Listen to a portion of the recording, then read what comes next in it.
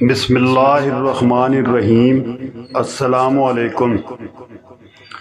نبی اکرم سرکار دو جہان صلی اللہ علیہ وآلہ وسلم نے جن اصحابہ کو دنیا میں ہی بتا دیا تھا کہ یہ جنتی ہیں، ان صحابہ کے نام آپ کے ساتھ شیئر کریں گے۔ عشرہ مبشرہ وہ 10 صحابہ کرام ہیں جنہیں حضرت محمد مصطفیٰ نے جنت کی بشارت دی تھی۔ عشرہ مبشرہ میں شامل صحابہ کرام میں سے کتنے انصار اور کتنے مہاجرین تھے، اس کی تفصیل درج ذیل ہے۔ عشرہ مبشرہ میں نمبر 1 حضرت ابو بکر صدیق رضی اللہ تعالی عنہ مہاجر، حضرت عمر بن خطاب رضی اللہ تعالی عنہ مہاجر، حضرت عثمان بن عفان رضی اللہ تعالی عنہ مہاجر، حضرت علی بن ابی طالب رضی اللہ تعالی عنہ مہاجر، حضرت طلحہ بن عبید اللہ رضی اللہ تعالی عنہ مہاجر، حضرت زبیر بن عوام رضی اللہ تعالی عنہ مہاجر، حضرت عبد الرحمن بن عوف رضی اللہ تعالی عنہ مہاجر، حضرت سعد بن ابی وقاص رضی اللہ تعالی عنہ مہاجر، حضرت سعید بن زید رضی اللہ تعالی عنہ مہاجر، حضرت ابو عبیدہ بن الجرح رضی اللہ تعالی عنہ مہاجر۔ تمام عشرہ مبشرہ میں شامل صحابہ رضی اللہ تعالی عنہ مہاجرین تھے، اور انصار میں سے کوئی بھی عشرہ مبشرہ میں شامل نہیں تھے۔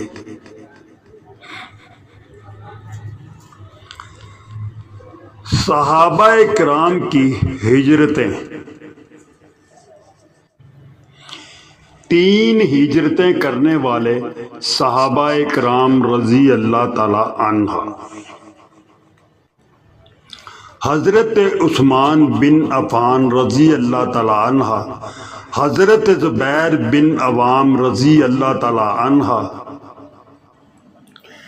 2 ہجرتیں کرنے والے صحابہ رضی اللہ تعالی عنہ: حضرت ابو عبیدہ الجرح رضی اللہ تعالی عنہ، حضرت عبد الرحمن بن عوف رضی اللہ تعالی عنہ۔ ان اصحابہ کرام نے پہلے حبشہ کی طرف ہجرت کی اور پھر مدینہ کی طرف ہجرت کی۔ حضرت عثمان بن عفان رضی اللہ تعالی عنہ اور حضرت زبیر بن عوام رضی اللہ تعالی عنہ نے حبشہ کی طرف 2 مرتبہ ہجرت کی، پھر مدینہ کی طرف ہجرت کی، جبکہ حضرت ابو عبیدہ بن الجرح رضی اللہ تعالی عنہ اور حضرت عبد الرحمن بن عوف رضی اللہ تعالی عنہ نے 2 ہجرتیں کی، ایک حبشہ اور دوسری مدینہ۔ عشرہ مبشرہ کی فضیلت: حضرت عبد الرحمن بن عوف رضی اللہ تعالی عنہ سے روایت ہے کہ نبی اکرم صلی اللہ علیہ وآلہ وسلم نے یوں فرمایا کہ ابو بکر فی الجنت و عمر فی الجنت و عثمان فی الجنت و علی فی الجنت و طلحہ فی الجنت و زبیر فی الجنت و عبد الرحمن بن عوف فی الجنت و سعد بن ابی وقاص فی الجنت و سعد بن زید فی الجنت، ابو عبیدہ بن الجرح فی الجنت، راضی ہونے کی خوشخبری۔ یہ عشرہ مبشرہ ہیں جن سے نبی اکرم صلی اللہ علیہ وآلہ وسلم راضی تھے۔ حضرت عمر رضی اللہ تعالیٰ عنہ فرماتے ہیں کہ کہ نبی اکرم سرکار دو عالم صلی اللہ علیہ وآلہ وسلم اپنی وفات تک اس جماعت یعنی حضرت علی شیر خدا، حضرت عثمان بن عفان، حضرت زبیر، حضرت طلحہ، حضرت عبد الرحمن بن عوف رضی اللہ تعالی عنہ سے راضی تھے۔ بحوالہ صحیح بخاری، ہیرا پہاڑ کو حکم۔ حضرت ابو ہریرہ رضی اللہ تعالیٰ عنہ فرماتے ہیں کہ رسول اکرم صلی اللہ علیہ وآلہ وسلم ہیرا پہاڑ پر تھے۔ آپ کے ساتھ ابو بکر الصدیق، عمر، عثمان، علی، طلحہ اور زبیر رضی اللہ تعالیٰ عنہ تھے۔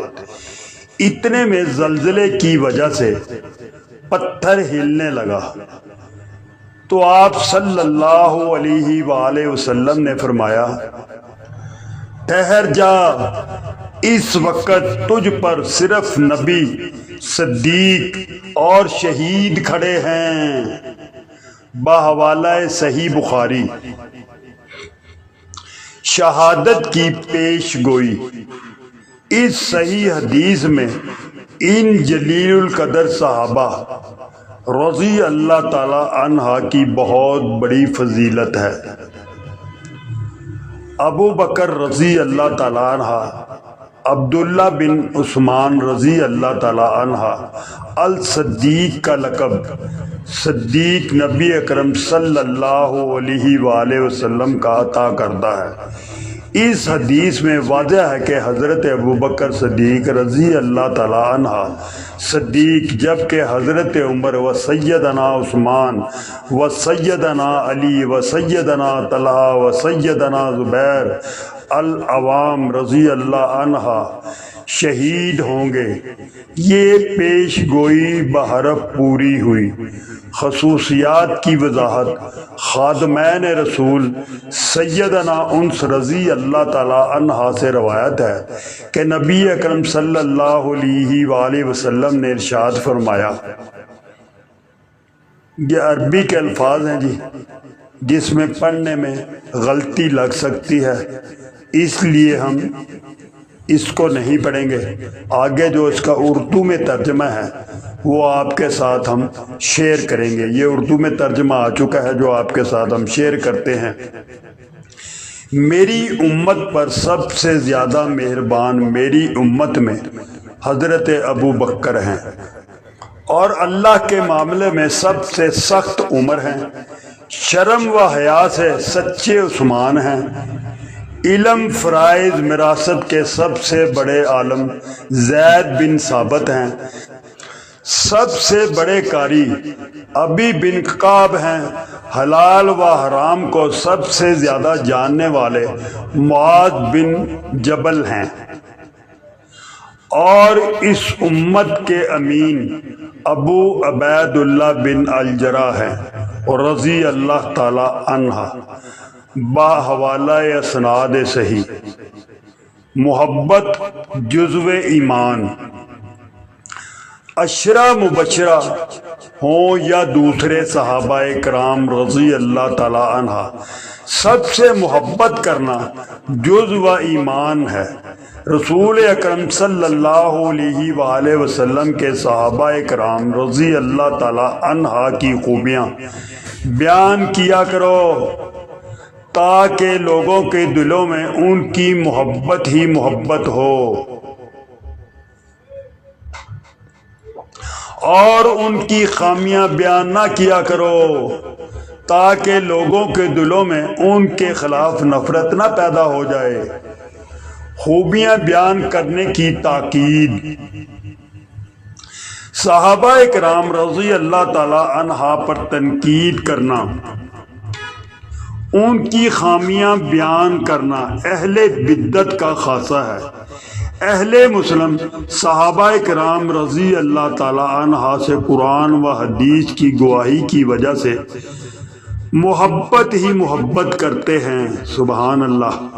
نبی اکرم صلی اللہ علیہ وآلہ وسلم کے پیارے صحابہ رضی اللہ تعالی عنہ قرآن و حدیث کو امت مسلمہ تک پہنچانے والے ہیں۔ اللہ نے ان سے راضی ہو کر رضی اللہ عنہ و رضوا عنہ کی بشارت سے نوازا ہے۔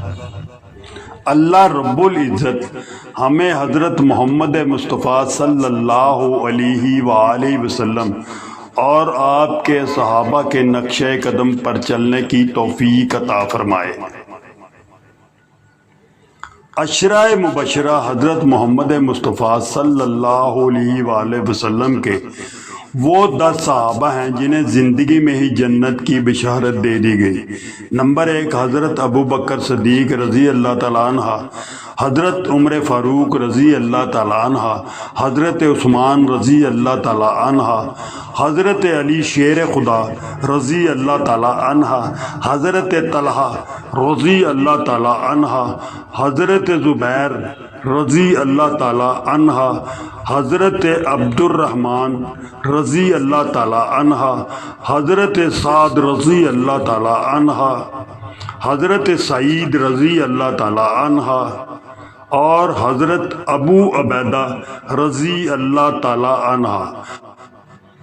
احادیث میں ذکر ان 10 صحابہ کرام کا رضی اللہ تعالیٰ عنہ حضرت عبد الرحمن بن عوف رضی اللہ تعالیٰ عنہ کی روایت کردہ حدیث میں ہے کہ عبد الرحمن بن عوف رضی اللہ تعالیٰ عنہ بیان کرتے ہیں کہ نبی اکرم صلی اللہ علیہ وآلہ وسلم نے فرمایا، حضرت ابو بکر صدیق رضی اللہ تعالیٰ عنہ، حضرت عمر رضی اللہ تعالیٰ عنہ، حضرت عثمان رضی اللہ تعالیٰ عنہ، حضرت علی شیر خدا رضی اللہ تعالیٰ عنہ، حضرت طلحہ رضی اللہ تعالیٰ عنہ، حضرت زبیر رضی اللہ تعالیٰ عنہ، حضرت عبد الرحمن بن عوف رضی اللہ تعالیٰ عنہ، حضرت سعد بن ابی وقاص رضی اللہ تعالیٰ عنہ، حضرت سعید بن زید رضی اللہ تعالیٰ عنہ،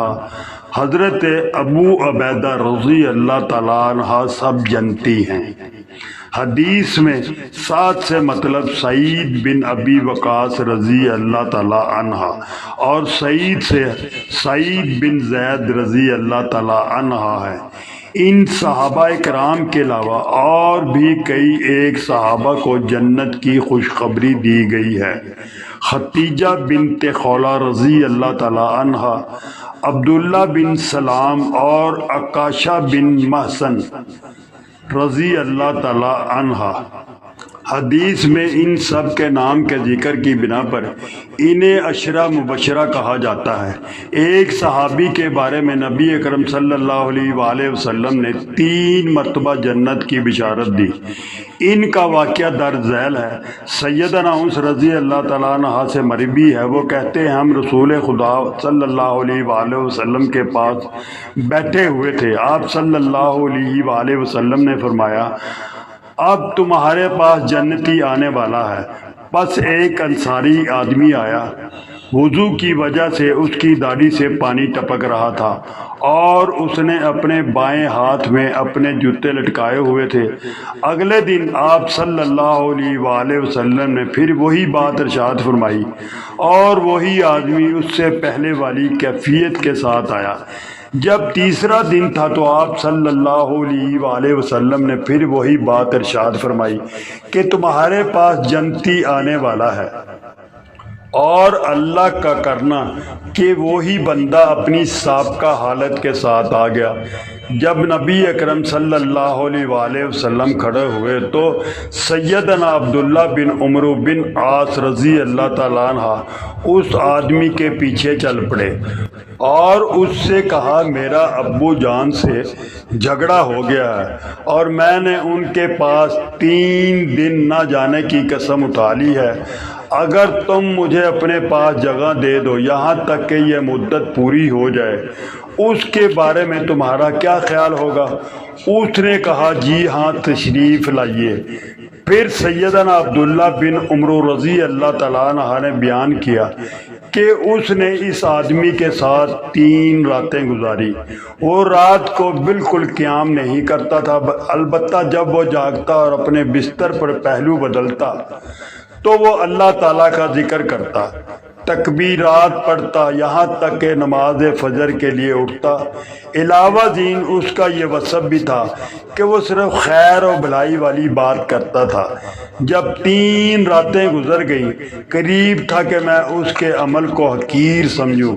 میں نے اس سے کہا، اے اللہ کے بندے، میرے اور میرے ابو جان کے مابین نہ کوئی غصے والی بات ہوئی اور نہ قطع تعلقی۔ تیرے پاس میرے ٹھہرنے کی وجہ یہ ہے کہ میں نے آپ صلی اللہ علیہ وآلہ وسلم کو 3 بار فرماتے ہوئے سنا، ابھی ایک جنتی آدمی تمہارے پاس آنے والا ہے۔ 3 بار تو ہی آیا، پس میں نے ارادہ کیا کہ تیرے عمل کو دیکھنے کے لیے تیرے گھر میں رہوں اور پھر میں بھی تیرے عمل کی اقتدا کروں، لیکن میں نے تجھے دیکھا تو زیادہ عمل نہیں کرتا۔ اب یہ بتا کہ تیرے اندر وہ کون سی صفت ہے جس کی بنا پر رسول اکرم صلی اللہ علیہ وآلہ وسلم نے حدیث بیان کی۔ اس نے کہا، میرا عمل تو وہی ہے جو تو نے دیکھ لیا۔ پھر جب میں جانے لگا تو اس نے مجھے دوبارہ بلایا اور کہا، میرا عمل تو وہی ہے جو تو نے دیکھ لیا، البتہ یہ ضرور ہے کہ میرے نفس میں کسی مسلمان کے خلاف کوئی دھوکہ نہیں ہے، اور جس مسلمان کو اللہ تعالیٰ نے جو خیر عطا کی ہے میں اس پر اس سے حسد نہیں کرتا۔